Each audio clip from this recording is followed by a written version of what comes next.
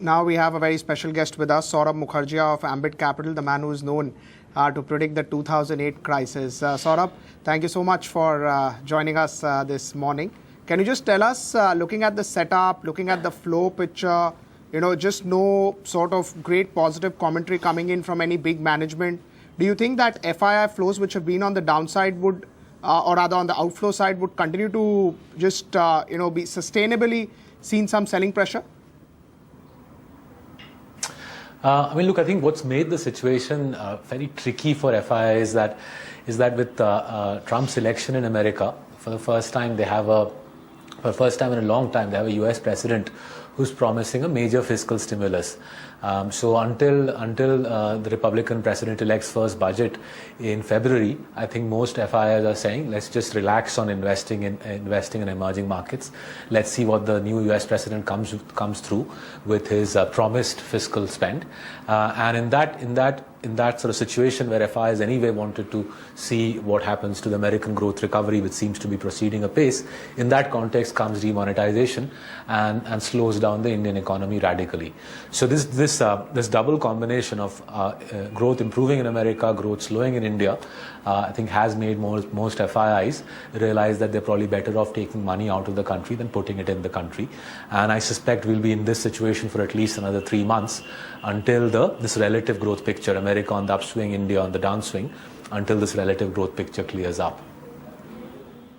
Right. In terms of the trade for the market for the last 2-3 years has been that you should buy emerging markets and probably sell the developed markets. You think that is changing with this scenario that you just told us? Dollar index would go up, US markets would tend to see better growth? I think, look, as we know, the American stock market is at a record high. What we've seen over the last 5-6 years is Western investors have been looking for yield because government bonds in the Western Hemisphere have barely yielded anything or sometimes even given negative interest rates. Western investors have sought yield, and as a result, they've come after emerging market bonds, and all emerging markets, including India, have seen strong inflows over the last 3-4 years into their bond asset classes, not just the equity piece. But now that American 10-year bonds themselves have those bond yields have risen sharply over the last 3-4 months, that need to go abroad to get yield is lesser for the American investor, and that is a major driver of outflows from emerging markets. The fact that domestic instruments in America are giving you 2.5% in dollar terms is quite a big deal for the FII who's based in America. My fear is that if Trump puts through a very expansionary budget, very aggressive fiscal spend, that the American bond yield could potentially go through, the 10-year bond yield could go through 3%, and that really will put paid to EM inflows for a good 12 months. So we're all a little apprehensive here as to what happens in President-elect Trump's first budget. But if it's a very aggressive budget, lots of fiscal spend, then it could well be that FII flows do come to a halt for a few quarters, not just for a few months. Right. What happens in a situation where rates go up and dollar index go up? Why would emerging markets see outflow? That's because it becomes more attractive to invest into US, and that's why people will take out money from here? Yeah, so if you look at it like this, right, if you just compare America with India, if you look at the Indian stock market over 1, 3, 5, and even I think over 9 years, 10 years, the dollar returns are not particularly impressive from investing in India. In fact, I think the S&P 500 returns are better than the dollar returns that the Sensex or the Nifty have given off over almost any time horizon. But at least that was the American stock market, which you could argue is overvalued. Even if you look at US 10-year government bonds, they're giving you an yield of 2.5% in dollar terms. Can a foreign investor convince himself that the FX risk, the foreign exchange risk that they encounter when they invest in a country like India, where typically the currency is devalued by 6% a year over the last 20 years, can the foreign investor convince himself that he'll get the FX risk compensated for, and plus he'll get 5-6% extra? Will he get 12-13%? From investing in Indian equities over the next 12 months. If the FII is not convinced on that front, then he will say, I'm happy to take 2.5% from US government bonds than to mess around with emerging markets where I'm taking currency risk and then hoping for a little bit more on top of that. That's, I think, the relative picture. A modest return on a US government bond for many FIs is better than the speculative return that you might get from emerging market equities. If the growth picture in India picks up substantially, if the currency outlook for India improves substantially, the FI is that much more predisposed to come to India. But at the moment, those two factors are not actually helping India. Neither the growth nor the currency picture is helping India's cause at the moment. We'll just touch the growth estimates in just a bit. But before that, domestic flows so far have been good. But domestic flows, you think, is always a function of returns, flows, returns? So if returns go negative, even domestic flows could get subdued? Well, I mean, firstly, all credit to domestic investors. They've been sort of supporters of the Indian market in a fairly big way over the last couple of years. And if you ask me, the FII flow story hasn't been particularly healthy over the last 2 years anyway. The flows have tailed off in the last 12 months, but even in the last 2 years, the FII flow story hasn't been a particularly bullish picture. And domestic money has been central to the stock market holding up in the range of, say, 25,000 Sensex to 30,000 Sensex. The bull argument would be that the Indian market will carry on holding up courtesy domestic investors, because what else will the domestic investor do with their money? FD returns are dropping, gold is falling, real estate is a no-no. So where does the domestic investor really put his money? He has no choice but to put it in equities. And I think there's some truth to that, there is some substance to that, which is why we are seeing domestic inflows. But if over the next 3 to 6 months the domestic stock market corrects by 10-15%, then I suspect the domestic investor might throw in the towel and say, I would rather take 4-5% from FDs rather than invest in a falling stock market. That's my fear, that a significant correction in the stock market could put paid to these domestic inflows, which are so central to the market holding up. It becomes a bit of a circular argument, and whenever you're discussing the market in a circular argument construct, you become a little worried, because if I can figure out the circular argument on your channel, then I'm sure there are thousands of bright people out there who can figure exactly the same problem out, and that might lead to abatement in domestic inflows, which opens up the door for a meaningful correction in the Sensex. So already in Nifty or Sensex, we've seen a greater than 10% sort of a correction from the highs of March 2014. That's the first time when we got the rate cut. Do you think that the downside is very high, or maybe about 5-10%, which is still a lot of correction, about 800 points on Nifty? You think markets would start to look attractive? I think Q3 results we know will be bad. I suspect Q4 results will also be beaten up. The YOY comparisons in Q4 will look pretty awful, actually. So a combination of two bad sets of results and a big election in the midst of this, the UP election, combined with the RBI facing a very tricky situation on interest rates. Can the RBI really cut interest rates substantially, given that the Fed is suggesting it will hike thrice next year? So that combination could create a 10-15% downside scenario for the Sensex or the Nifty over the next 3 to 6 months. I think this combination of domestic circumstances challenging the American economy on the upswing does create a 10-15% correction risk over the next 3 to 6 months for the Indian market. Right. In terms of GDP estimates, as you're saying, Q3, Q4 will be weak, but in FY18 you expect a big pickup, or probably only as we get the Q3, Q4 data, we can make estimates for FY18. So look, in the context of how bad Q3, Q4 will be, and our reckoning, as you know, we said a month ago that the economy will shrink in the current quarter and grow at a moderated pace in the next quarter. And in the second half of FY17, we've been expecting 0.5% GDP growth in the second half of FY17. For the year to March 17, the last 6 months, we expect 0.5% growth. In that context, yes, FY18 will be better. Current estimate for FY18 GDP growth stands at 5.8%, but I fear there is downside risk on that number. That 5.8%, I think, has downside risk because the investment piece, I think the investment picture for India, I think, is becoming more difficult by the passing quarter. As it is, even in the quarter to September, investment was shrinking as per the government's data. My reckoning is that over the next 1 to 2 years, it's very difficult to see an investment pick up. So without investment picking up, consumption under pressure, I think our FY18 estimate of 5.8 also looks vulnerable in terms of downside pressure on that estimate. A lot of market strategists that we spoke to say that after the recent correction, FY18 EPS may not see a very big downgrade. And even if you see a currency which is going slightly towards 70, 71 or maybe slightly higher, you'll have pharma, you'll have IT which will start to support the earnings.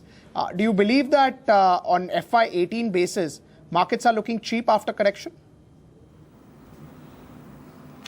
I think I wish our jobs were that simple, where we look at the last year and say, it was bad last year, so it'll be better this year.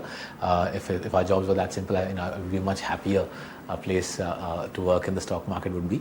And the sad reality is this is now the fourth year where we'll barely see any earnings growth for the market as a whole. So if you see Sensex earnings growth, I suspect there'll be either 2% or perhaps not even that by way of earnings growth. And I think our profession has to put its hand up and say every single year when the fiscal year begins, strategists, brokerages predict double-digit earnings growth, and by the year end, it's evident that there is no earnings growth. So I too believe FY18 will see 10% earnings growth, right? And that's what we said in our note a month ago. I too believe that we'll see 10% earnings growth because how bad the current situation is. But I'm giving you the caveat that for the last 4 years, we have not had earnings growth in this country. And hence it'll be a remarkable outcome if we do end up with 10% earnings growth in FY18. That'll be the best earnings growth in India in a 5-year period. So let's look forward to that, but let's also be healthily skeptical about the earnings picture. We are in a fairly difficult spot from an economic perspective, and whilst we think it's logical that the pain abates in FY18, it's worth being a little realistic on the extent of recovery. 10% earnings growth in FY18 is my current estimate. But yes, I do have to keep in mind that the last 4 years, we haven't seen any earnings growth in the Sensex. Right. Mr. Mukherjea, this is Anisha also joining in. I want to discuss more your point on the RBI. You said the RBI will be constrained with a lot of rate moves because of what's happening in the US. Now, historically, we've seen a fiscal stimulus is not usually inflationary. So while the Fed has guided for 3 Fed rate hikes, a very aggressive fiscal expansion may not necessarily mean a lot of inflation there. And if you see inflation within India, we are expecting that to be well within what the RBI target is. So don't you think there is room for lower capital cost of capital? And how much will that be if there is going to be lower cost of capital? How much will that be a trigger for equities, which historically have given good returns when the cost of capital is lower? Sure. So I think let's break it into 2 parts. Will the banks cut their rates and will the RBI cut rates? The Fed has guided to 3 rate hikes next year. Will they do more? Will they do less? I honestly don't know. I'm going by face value basis what the Fed, what Janet Yellen guided the market towards. The Fed hiked last week and it might hike by 3 times next year. In that context, can the RBI really afford to cut by more than 25 bips given that the rupee is already at 68? I'm not so sure we've got that much pricing power in the global FX market. If we cut by 50 bips, maybe the rupee holds up, but I think we do have to then worry about the rupee. If the RBI takes the point of view that the rupee at 70, 71 is just fine, then hey, why 25? They can cut by 50 then. But if the RBI wants to hold the rupee at broadly current levels, then I think its hand is constrained by how much it can cut. When the world's central rate setter is hiking repeatedly, you as an emerging market do have limited power. But that shouldn't stop the banks for cutting rates quite aggressively. Over the last year, for the last 2.5 years, the RBI has cut in excess of 200 bips, but bank base rates have barely come down by 100 bips, if that, and hence there is considerable scope for the banks to cut interest rates. If you consider that credit offtake in India will be weak as it is, given the economic outlook, credit offtake will be very weak, credit demand will be weak. In fact, at the moment, credit offtake is shrinking in India. In that context, it would also make commercial sense for the banks to cut their lending rates. So I'm far more optimistic that Indian banks will deliver rate cuts, Indian banks themselves will deliver rate cuts to the extent of 50 to 100 bips, whereas the RBI is unlikely to have room to cut more than 25 bips. The net impact on equities, because historically we've seen when interest rates are lower, equities benefit, and remonetization is taking place. So a lot of people say that growth is going to come back. It's taken a hit because you don't have the cash in the hand. Once you have cash in the hand, growth is coming back. You've got good monsoons, you've got reasonable kharif sowing in rural India. Once money is back in your hands, growth should bounce back, and of course there's an expectation that the government will also come out with SOPs. The 10 to 15% downside risk for the Nifty, do you think that will materialize? Yeah, so just to be clear, there's very little correlation in our country between economic growth and the stock market. Again, it would make my life much easier if there was a stronger correlation, but unfortunately there's very little correlation between economic growth and the stock market. Over the next couple of years, I'm far more optimistic about the stock market than I'm about the economy. We genuinely have deep-seated concerns about how badly the economy is being pounded, and whilst we believe this is good for India in the long run, we've been very emphatic in saying that lower cost of capital, less black money, lower cost of land, real estate is good for the country in the long run. I think there's very little doubt that not just over the next 6 months, but over the next 2 years, we've got a proper economic hammering on hand. But that shouldn't stop the stock market from picking up over a 2-year period, because as we discussed, the flows piece, the domestic flows piece has very little, no other place to go. Putting money in gold, FDs and real estate doesn't make too much sense. So if you look out over a 2-year period, given the sheer amount of money we were putting in real estate and jewelry, even if a fraction of the monies that we were putting in anywhere between $300 to $400 billion a year into real estate and jewelry. Even if you direct a fraction of that towards the stock market should hold up over the next couple of years. So a March 2018 forecast is that the Sensex will be around the 30,000 mark. So if you were to put it another way, we are far more pessimistic on the economy than we are on the Sensex over a year and a half horizon. However, in the near term, my fear is that if the DII piece gives away, the market does come off with them. That's a very definitional thing. FIIs are not supporting the market, DIIs are. If the DII steps back, then obviously you see market pressure in the short run. It's not my base case scenario. We don't have a near-term forecast because it's become close to impossible to understand the pace at which the economy is being remonetized. You might have heard the FM say, I think last week, that the government will not fully remonetize the economy. So given that sort of picture where we don't even know what the money supply in the country is, it's very difficult to make strong near-term pronouncements, and therefore I'm saying if the DII steps back, then you end up with 10 to 15% downside over a 3 to 6 month horizon. But over a 2-year period, I'm far more optimistic on the stock market than I am on the economy.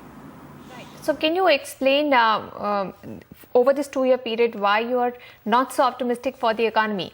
You're optimistic about the stocks because DIs have nowhere to go and stocks should benefit. But what is the problem? Why can't the economy bounce back fast enough? You're saying demonetization is good for the long term. We have triggers of good monsoon, demand looking reasonable, and the possibility of it bouncing back quickly enough. Is it the investment piece that you're worried about? Why don't you think the economy can bounce back soon enough? Because reform process is also going on. Yeah, there's also a very fundamental reason why I think the economy will do far worse than the stock market. The SME sector in India obviously has heavy elements of money of the wrong color. The SME sector in India employs 75% of our people, right? The bulk of employment, the vast majority of employment in our country comes in the SME sector.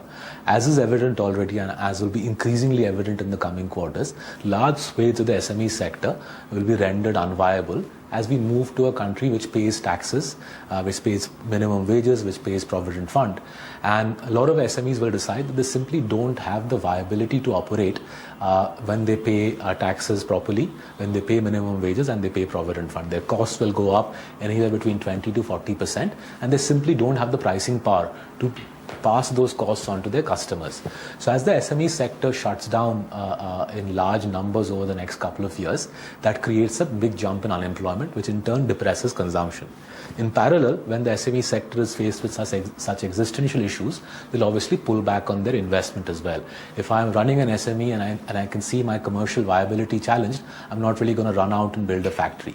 However, the SME shutdown spells great news for organized sector market leaders. So the market leadership in India India, whether it is in paints, footwear, FMCG, auto ancillaries, the market leadership in India will have a great time because they will pull away market share from the SME sector. However, the market share will shift from a labor-intensive part of the economy to a capital-intensive part of the economy. Great for listed sector market leaders, great for the stock market, not so good for the economy. And hence this divergence in perspective as to what will happen to the economy, which is not going to be a pretty story, and what will happen to the stock market, which over a 2-year period actually shouldn't do too badly. So it's actually a very fundamental reason why the economy and the stock market could move in divergent directions over a 2-year horizon. Right. In terms of organized retail, do you think we've seen a correction in the organized retail, whether you call it paints, any of like Havells or Voltas, what you're mentioning? Do you believe that's a sector which one should be overweight on? So look, there are plenty of first-rate companies in that sector, and as I just mentioned, there's good reason to believe that over the next couple of years, several of these players will say very clearly that we are pulling away market share. In the near term, perhaps people will not be so positively predisposed to these names because the earnings pressure will be very visible and very evident in the near term. But I think over a 3-6 month period, several investors will say that, hey, I'm willing to take the short-term pain in these big consumer names, given that it's clear that the said consumer name is consolidating its position, increasing its pricing power, increasing its economies of scale. So several of those players in the consumer discretionary sector, in the auto sector, auto ancillary sector, I think are actually on a very strong wicket over a 2-year horizon. And their market share gain will be the loss of the SME sector, but all power to the investors who buy these stocks in the face of what is already fairly steep corrections. Perhaps the correction has some more way to run, but from a long-term perspective, it does make a lot of sense to have the champion franchises in the organized sector in your portfolio. Right, and one should stick to good brands with great market share because they are the ones that lead the sector growth? I think the way I would phrase it is the Ambit good and clean philosophy. High quality companies, strong cash flows, strong balance sheets, top quality management, honest management teams, and the strength of their financials, the strength of the franchise will allow them to pull through the rough economic circumstances and use this time of economic difficulty to consolidate their market position, to increase their market share. So if ever there was a time when good and clean would be central to your investment approach, I think that time is now. Right, and any stocks that you believe are good and clean at this point of time in this space? Yeah, unfortunately for compliance reasons, I cannot talk about stocks, but I think that the philosophy of buying market leaders, top quality franchises, believable cash flows, honest management teams, I think that philosophy should hold investors in good stead. And to be honest, there aren't that many companies out there which fit this framework that I just rolled out. So I can't talk about stocks, but I'm sure your viewers are knowledgeable and they know several stocks which pass these filters and give investors an ability to profit from what is a big economic reset in our country. Right. This would also mean negative for the banking space because SMEs do tend to take a lot of working capital loan, a lot of loan against the properties that they have. So do you think banking in terms of loan opportunity would reduce? I think credit offtake has become negative. Now, while that's a bit of an extreme situation courtesy the events of the last month, I reckon credit offtake will stay weak because as you are alluding, I think both of you are alluding, as the SME sector stays under the hammer, their offtake will obviously disappear. As it is, large-scale capital formation was not really happening in our country. Nobody really was running out there to put up large factories anyway. Whatever credit offtake was coming from the SME sector will also come under pressure because of this, because of the pressure that the black economy faces. And in that context, if your balance sheet stops growing, if your loan book starts growing, regardless if you're a bank or you're an NBFC or an HFC, you obviously start seeing pressure on your EPS growth as your loan book stops growing.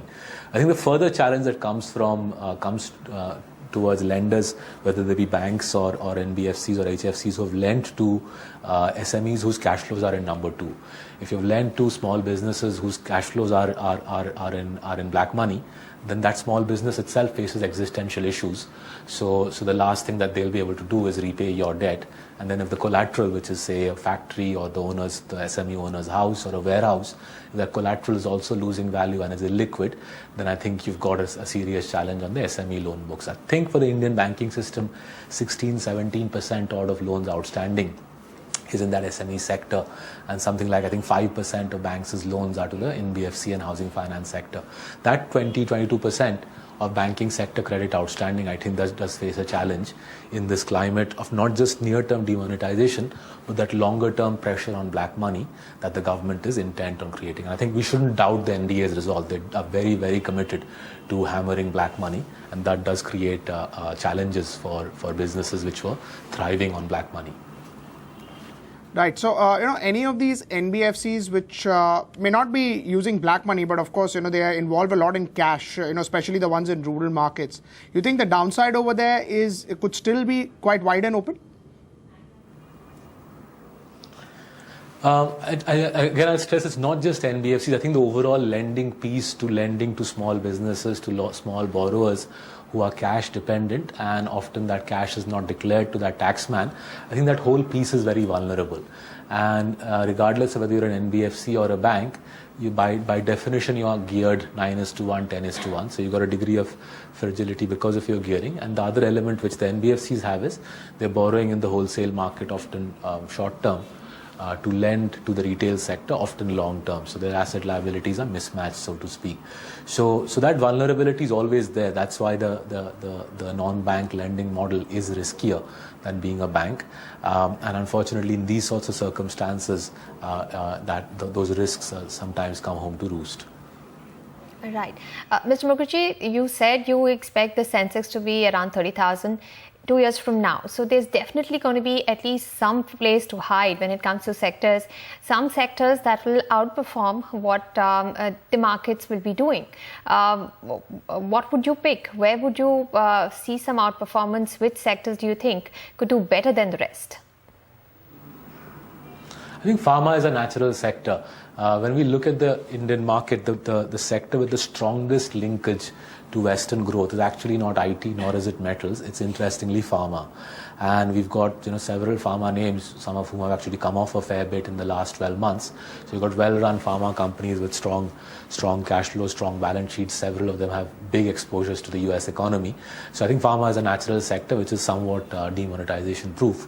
The second would be exporters, more generally, manufactured goods exporters. For them, a country where the economy is becoming more efficient, cost of capital is dropping, cost of land and real estate is dropping, potentially wages also dropping. That sort of economy is good for an exporter, a manufactured goods exporter.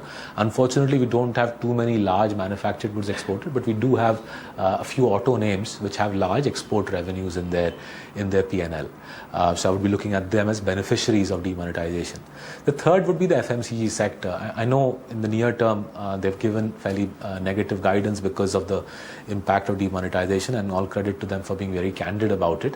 But I think the budget could well swing in their favor. It's reasonably clear that the government will give a fair bit of financial relief to the poor through welfare benefits in the budget. And if there's one sector which benefits disproportionately, that would be the FMCG sector.